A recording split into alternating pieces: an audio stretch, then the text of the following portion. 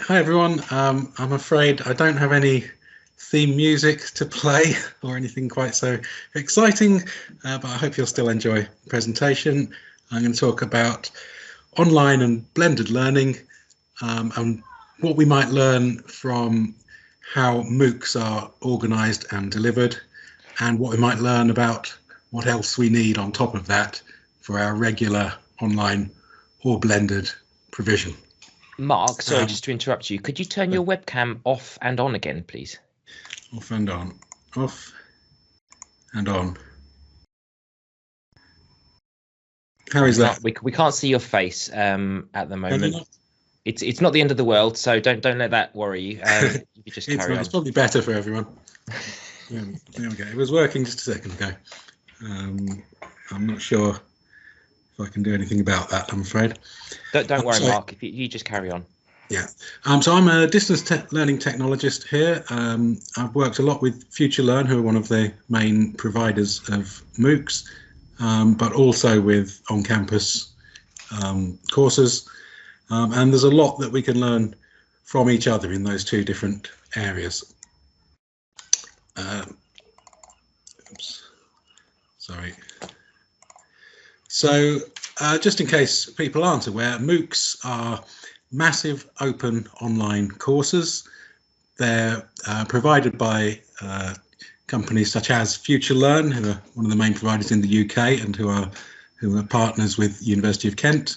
And in America, the big players include Coursera and edX.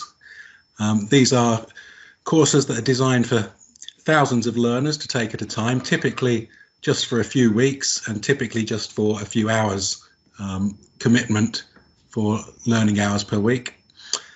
Often there's minimal or even no facilitation.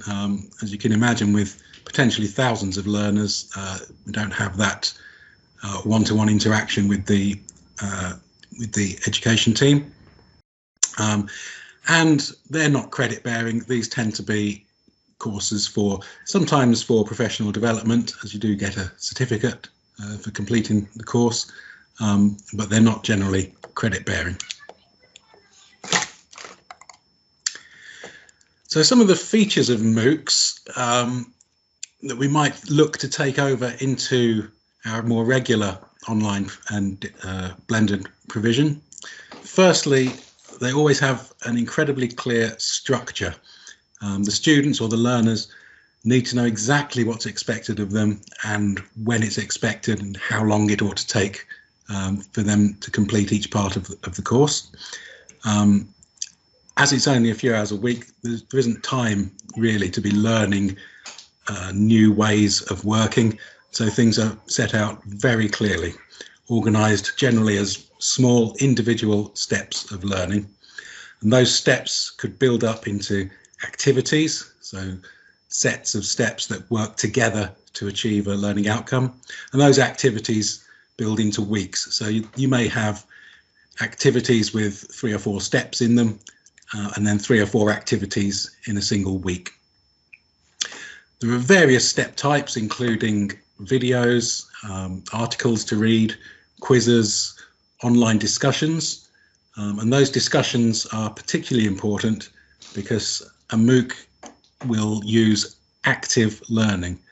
And so we need to enable interaction between learners, also between the learners and the educators, but the key is between the learners for a MOOC.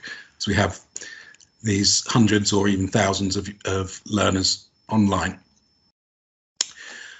Another key feature that's really interesting is that they are often based on a sort of narrative, a story. The steps follow each other to create this story. So there's a clear logical progression that builds up to tell a story, to create a narrative. And that keeps the work engaging for learners. Often there's an overall big question that's going to be answered. And so the narrative builds to answer that big question. So if we have a quick look at an example of how a MOOC works, and then when we've gone through a MOOC, we'll see how that might be translated into a more regular online or blended course. So here we have our MOOC on FutureLearn called Understanding Autism. You'll see we've had quite a lot of people enrolled on this course, not all at the same time, but generally we have 3,000 or 4,000 learners in any one presentation of the course. As I mentioned, the course is set up in a weekly structure. This is over 4 weeks. And each week is made up of a series of activities. The activities here, for example, the first 2 activities in week 2 on sensory issues and on sensory differences. And each of those activities is made up of a series of short steps. So we start on 2.1 with a video, then an article to read, another video, another article, and then what's important is that opportunity for discussion as well. Now, if we go into an individual step, so here we have a video step. I've cut off Jill's head there, but the video is presented. You can read a transcript, you can download the video. It's all subtitled, obviously, and students can watch the video. There's a little bit of text that tells them some further information and might provide extra links. The navigation between steps is very simple. You can see the menu on the left there. You can navigate to the next step or to a different week.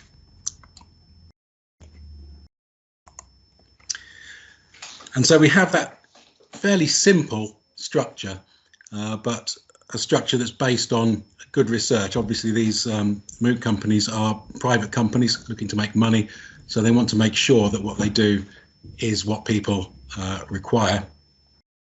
And we can look to create a similar structure and to take advantage of those elements of a MOOC within our own courses, just using a regular VLE such as Moodle or Blackboard. So we can recreate this. We already pretty much use weeks or sometimes topics to structure the course. Within each week, then, we can set up a set of discrete activities, which might include, the same as in a MOOC, readings, videos, quizzes, and of course to include the discussion forums to provide that opportunity for learners to interact and to learn from each other. One thing that might not be appropriate here is to break it down into even further small steps. This would allow each activity to become a little bit more in depth, and also stops breaking up your VLE quite as much as you might expect in a MOOC.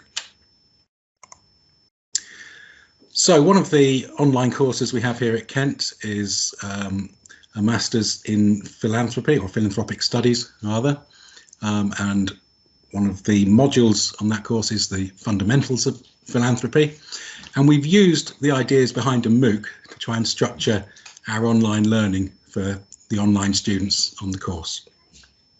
So we have a fairly basic opening page there with announcements, links to the handbook and so on, and general module information.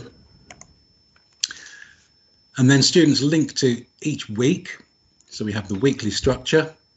Each week has a little picture to identify that week, give it a bit of character, a brief overview of what's going to happen within the week, and then the week itself is set out with a discussion forum. So there's an opportunity for students to discuss, and the discussion forum is not just a general forum for people to ask any questions they want, although they can use it in any way they wish, but there is guidance on what sort of questions we want people to be discussing. So it's not a free-for-all discussion, it is guided, and that helps students to know exactly what's expected of them and what areas they should be concentrating on. Alongside the discussion, we have what we've called here essential tasks. These are what in a MOOC would be an activity. So for example, the first task is to watch a video. You'll see there it's almost half an hour long, so a lot more in depth than you might expect in a MOOC.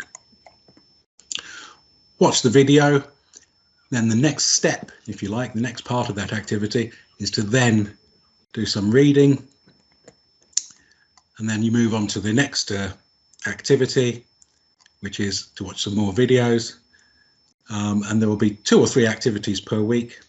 And then we also, to provide that extra depth, provide links to any recommended resources and links to wider reading. And you'll see at the bottom there, we keep the navigation so you can navigate from week to week or jump to a particular week as you go.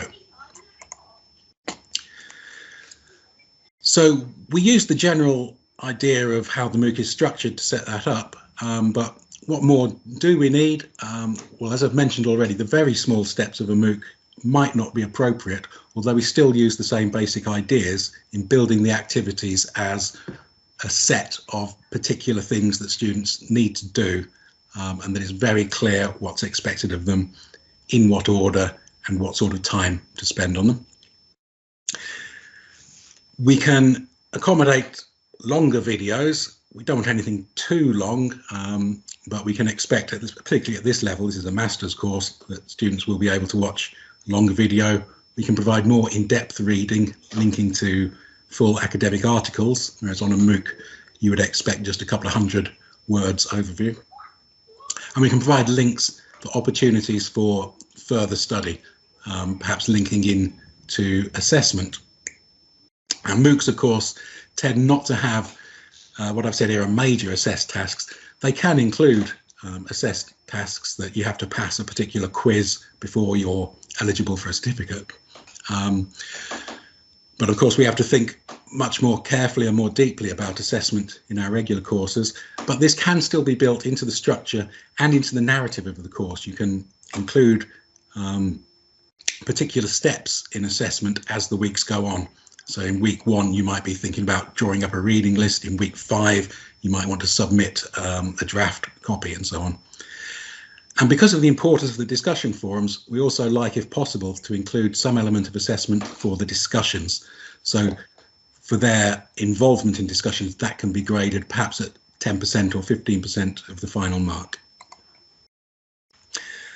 Of course, that's just using the basics of Moodle or of your VLE of choice.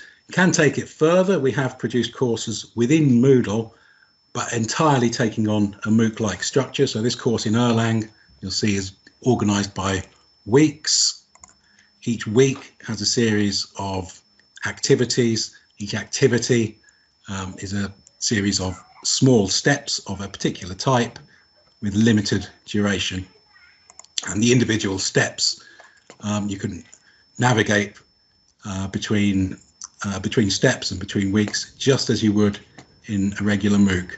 All this is built entirely within Moodle, taking advantage of some of the features for automatic linking in particular, which links together the titles of particular pages. So you may want to, within your courses, think even further about how you can take advantage of what people are doing in MOOCs to help make the courses more engaging for your regular online or blended learners. So that's essentially it. Just to thank you for listening. There's more information as ever on the e-learning website here at Kent with the address there. For good use of Moodle, my examples have all been based in Moodle. You may be interested in Kent's Good Moodle Guide, which is available online. And if you're interested in looking at some of our MOOCs, the Autism MOOC, for example, you can see all those on FutureLearn at Partners University of Kent. Thank you, Mark. And that's it. Thank you, Phil. Yeah, thank you so much. That was a really good talk. Unfortunately, we're getting a bit of feedback there, Mark. Could turn your speakers down a bit. Sorry. We don't have time for questions, unfortunately. We've actually run to 15 minutes or 16 minutes.